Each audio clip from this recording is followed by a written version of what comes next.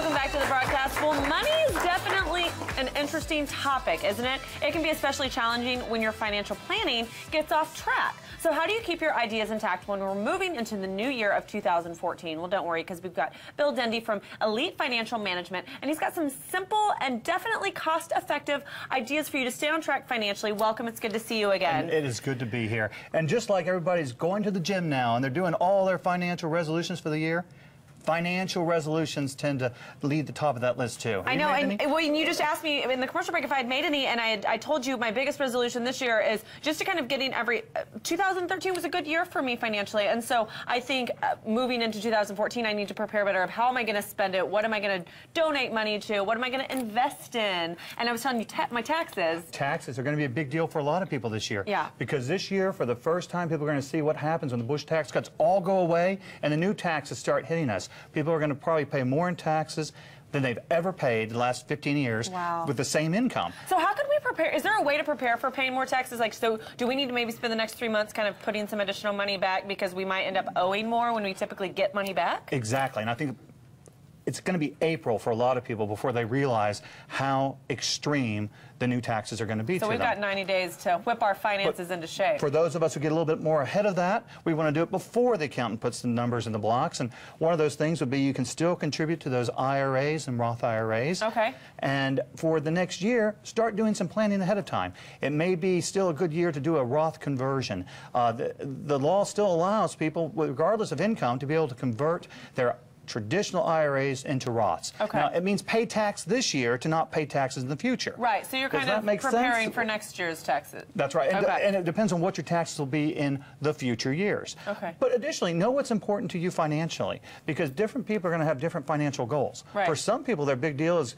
getting their kids through college. Others, it's getting that new car. For some, it's, well, I guess for all of us, it may be retirement. For me, I've always been like a renter, and so for me, I feel like I don't have any. I want to make some investments. Whether I know I'm not like a homeowner, you know. So I think for me, it's been how can I make those big steps and move now that I have more money to play with. And then do the home ownership thing. Right. And for you, that may be the big focus to fit that in with everything else. So, the first thing we need to do then is kind of find a big focus of what is our big focus of our money this year. You got it. And with that more immediate need, also look at the longer needs, because I think for a lot of us, retirement's now in question more than it may have been from previous generations, because we don't have traditional pensions, or we may not have the security of Social Security. I mean, do you think it's still going to be here for you? I have no idea. I mean, you ask folks. I'm just trying to get married, Bill. I haven't thought about retiring. Think about these things, but if we don't take care of it, it's not going to be taken care of for us anymore. So that means well, I know, like my mom, you know, she's working about this. My mom, she's a single woman that lives alone, and she can retire in 4 years, and she says, I know 4 years seems like so far away, but she's like, I can retire then. So she's kind of already taking those steps of what do I need to do so I can retire and I can have the most money in my bank account when I'm not collecting that traditional paycheck anymore. Absolutely. So taking an inventory of what resources we're going to have available to us, and then what is the need going to be at retirement, and then how long are we going to be retired, and then you just mentioned my mom. Well, you know, what's interesting is a lot of people are going to end up taking care of their kids, and then maybe taking care of their parents too. And I'm sure mom's got a long-term care insurance covered, and she's got all of her assets in trust. Because you may not be getting your house. I'm teasing you. I'm teasing you. But okay, it's so one of those things we worry about. We talk about all these things, whether it's retirement or it's IRAs or it's Roths or it's donating to charity or what investments, whatever it is. But the important thing to do is to get organized. Absolutely. How do we do that? And as I said, the challenge is going to be a lot of people are going to discover how expensive the taxes are. And so for 2014, some of the things you want to make sure you do that you might not have done in previous years is to pay more attention to what may be deductible.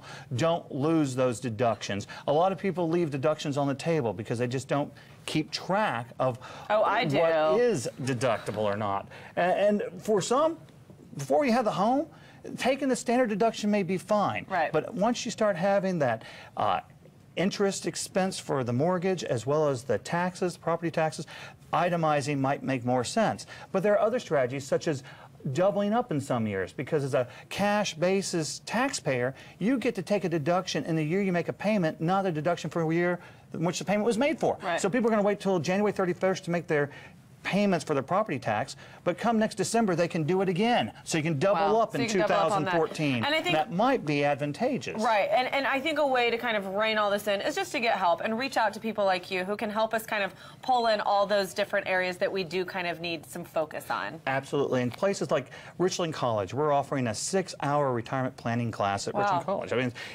you can hardly do it in 4 or 5 minutes.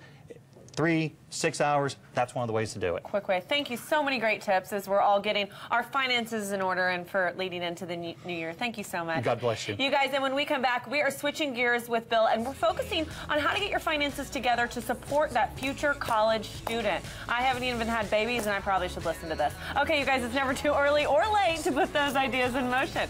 We'll be right back when the broadcast continues.